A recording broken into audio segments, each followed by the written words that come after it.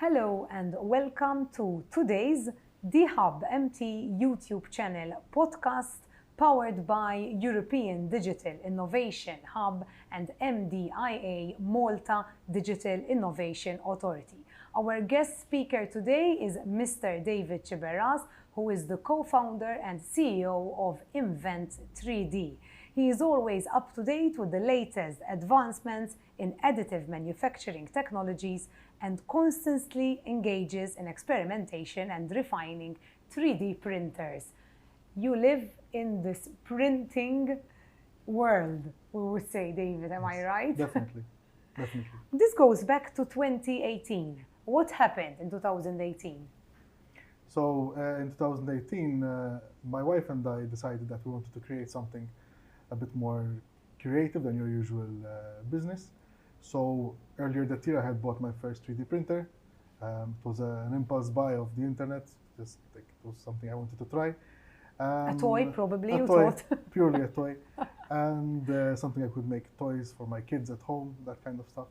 And that turned into, we can actually make something out of this, something that we can use to make bespoke items, completely custom for all our clients. And yes, in August of 2018, we formed the company. We both went full-time into it in November, I believe, and the rest is history, I guess. Obviously, for the benefit of our viewers who don't know what 3D printing is, the word in itself defines, because instead of seeing something that is purely flat on a paper of what and where printing started from, you're seeing something which is actually an object. So to me, that's what 3D means. To you, it means obviously much more than that. So yes. How would you explain it to our viewers? So 3D printing in itself is just the way something is made. So it's an additive technology, so you're adding material. The material can be a plastic, it can be a resin, it can be pretty much anything these days. It can be cement, it can be human tissue. So the process remains the same. So this is why I always say that buying the 3D printer is not the innovative part. It's what you do with it. There are people that buy 3D printers to make keychains. There are people who buy 3D printers to change the world, which is what I set out to do. So I focus on innovative new products. I love supporting young entrepreneurs, like I am, and I love seeing the younger generation come up with these new ideas as well. So it's all about the story for me. It has to be interesting, it has to be sustainable, it has to be cool. Could you, for example, share with us an innovation that significantly impacted your business, and you would probably say one which made a huge influence even for you to transform a landscape? What would it be? Okay, so we've done quite a few of these because essentially we always look for new niches we can go into and sort of disrupt completely. And we've had quite a lot of success with that. I would say the fact that showing people that it doesn't need to be that difficult to be creative has been very interesting. So instead of telling people that we can come up with new products in 3 months, but we tell them we can do it in 3 days. So we can design something, get approval, and manufacture it in the space of 1 work week, and then start manufacturing has been very interesting for our clients. So they don't have to do the usual route of or designing it in Malta and then getting it made in China, and then having to spend a lot on shipping costs, etc. So we've managed to do all that locally from one place. That's been very transformative to a lot of different niches, from manufacturing to, we do jigs and tooling for quite a few people to keep their costs low, but we keep them agile at the same time. We've done it for creative niches such as trophies and merchandise, where we can come up with the most creative options, and then we use sustainable materials, recycled plastics, biodegradable plastics, and all of them designed for 3D printing. So everything is designed to print with a minimal waste. So off the printer, we practically assemble it and give it to the client. In fact, I was actually going to ask you that. If you had to take us through the process of how something is created until something is printed, which I'm assuming that's the end of the journey, yes, like the printing part of the journey. What would the process be? You would still need the artist to create the design? Yes, it depends what kind of project it is. If it's something creative, we have a digital sculptor, which is essentially exactly what it sounds like, the sculptor that uses a tablet and a pen rather than a hammer and a chisel. And then we have the more engineering type designs, which is what you'd need for industry applications, which is where myself and another colleague of mine step in for the design process. Depending on the goal, we have different avenues, but it stays the same for the most part.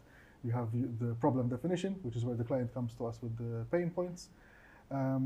We would come up with a solution that addresses these pain points, whether it is a new creative trophy to incentivize their salespeople, to a new jig or fixture to make their manufacturing process faster or leaner. We do a prototype, we get the approval, and then we manufacture.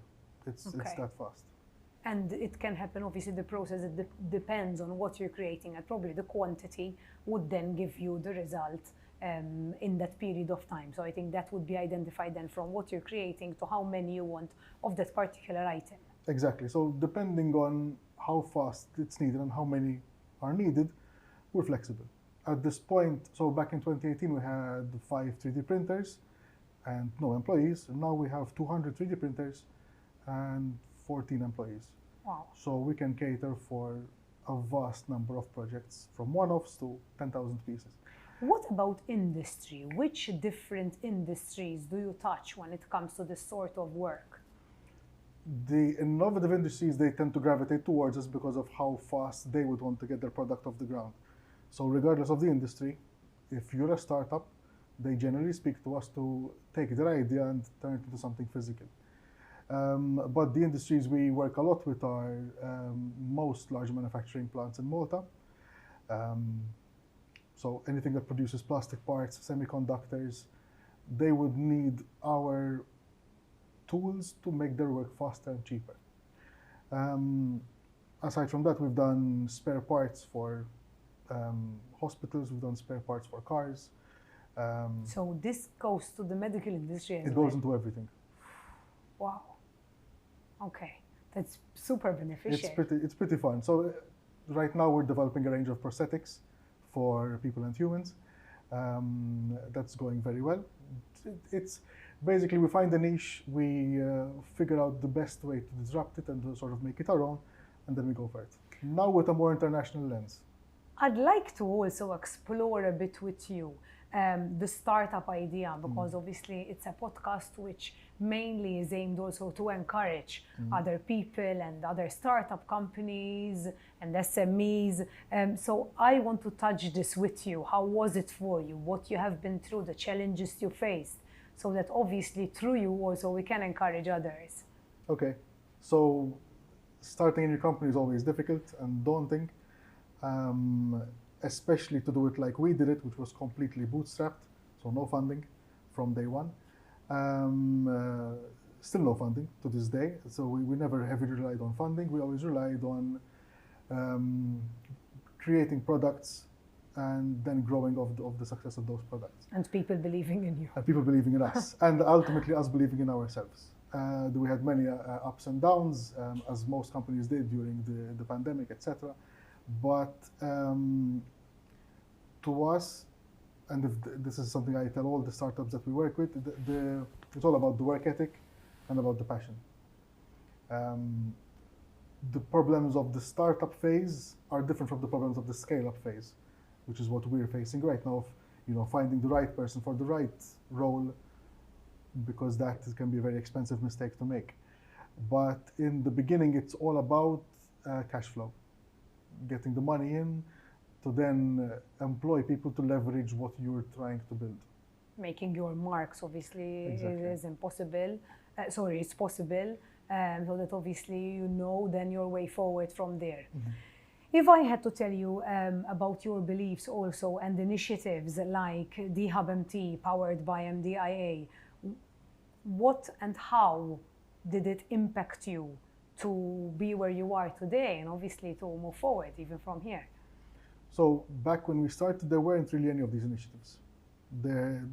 Finding any sort of collaborative space to work with like-minded entrepreneurs, individuals, they didn't exist.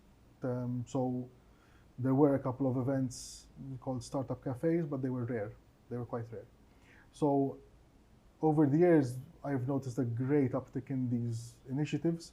What the Hub MT have put together is a really interesting mix of services that I would see anyone starting any sort of company in the tech sphere, it's a go-to at this point.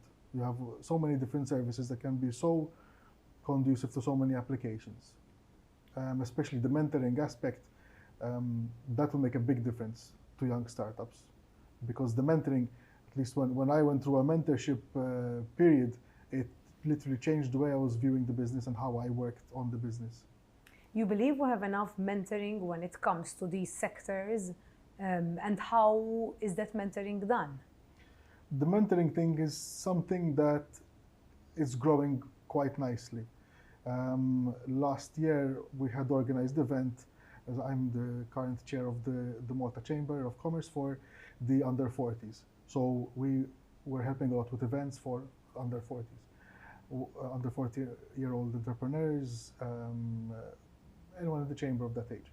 And when we had done the mentorship event, it was overbooked heavily, and it sort of raised the question, like, why aren't there more of these happening? I don't think it's a question of the mentors being too busy. They're always busy, definitely, but I've never had a mentor give me bad advice. When they've already made money, when they've already been successful, they're always looking to help other people. Anyone that says something or does something to pull someone down is only doing that because he's below them, the way I look at it. Mm-hmm. So any mentor who really wants to see someone succeed would actually help someone, no questions asked.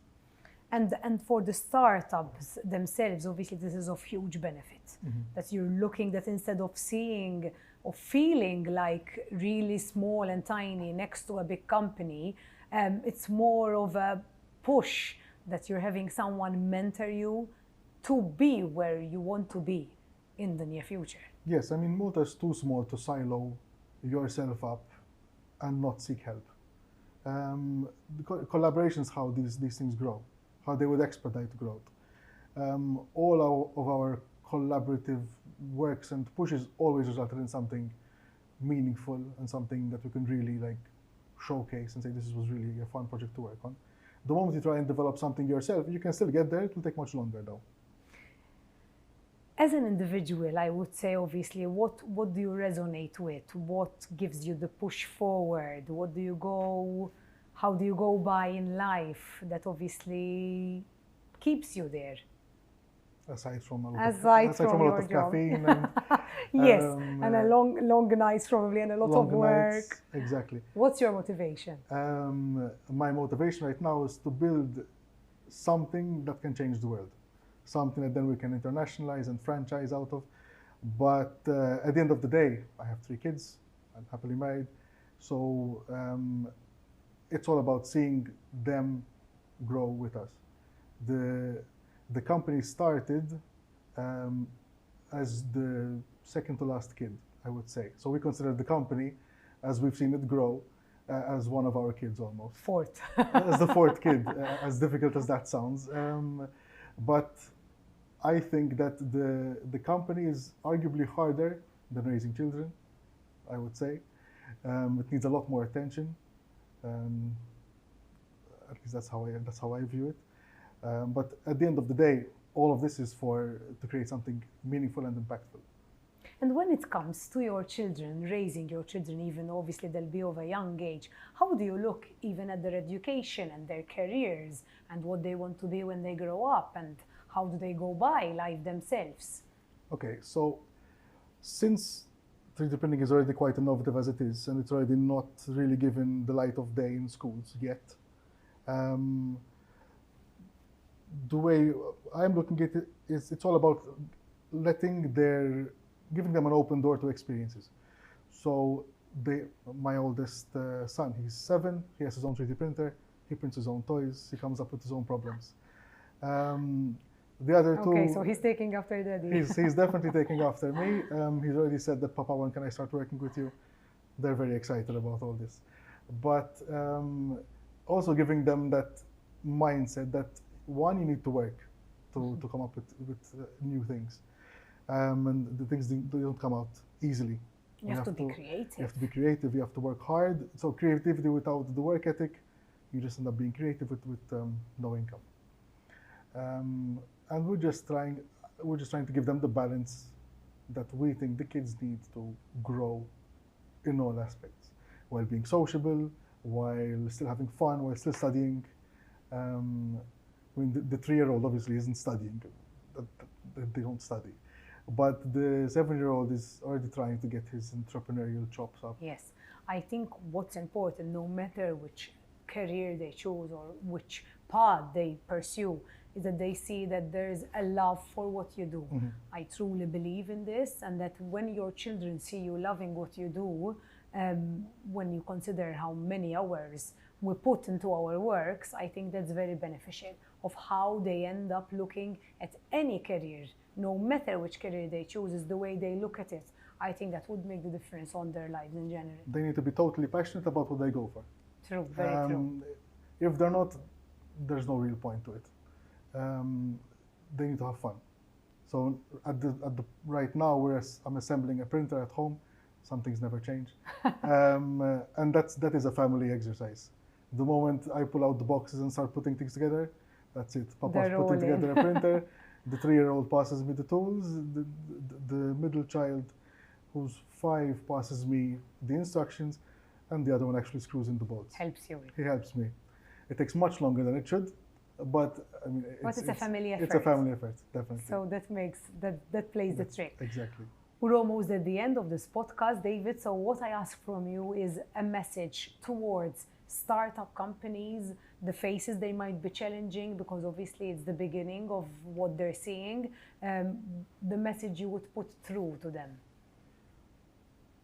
So definitely reach out, speak to like-minded individuals, speak to people who have gone through it before, at least figure out if what you're going through is normal, and get help. Any entrepreneur that I know are always happy to help out new startups. I have startups and founders reaching out to me daily. I always help them when I can. Generally, it's late at night in between gym sessions, but I understand how important it is that these guys have someone who's like, yes, I remember doing that. Try this. Or listen, take it easy because you might fail here. So just divert a bit and try that. But having that second voice telling you what you may or may not be doing wrong or right is a big help. So how do you feel helping others that once you were in their shoe yourself and today you are able to help other people in, I would say, a short number of years? That's probably because we've tried so many different things and we've pushed probably harder than we should have. So I would say that we grew too fast and we had to experience a lot of things at once. But that said, yes, the experiences were abundant. There was a lot of ups, lots of downs. So yeah, it's been challenging. But if I can help expedite the next entrepreneurs of tomorrow, why shouldn't I? Eventually, I'm either going to invest in them or work with them. If I see that I believe in them, so that for me it's always a win-win. It is. And with a win-win closing comment from Mr. David Sciberras himself, we close off today's podcast and we catch you next time.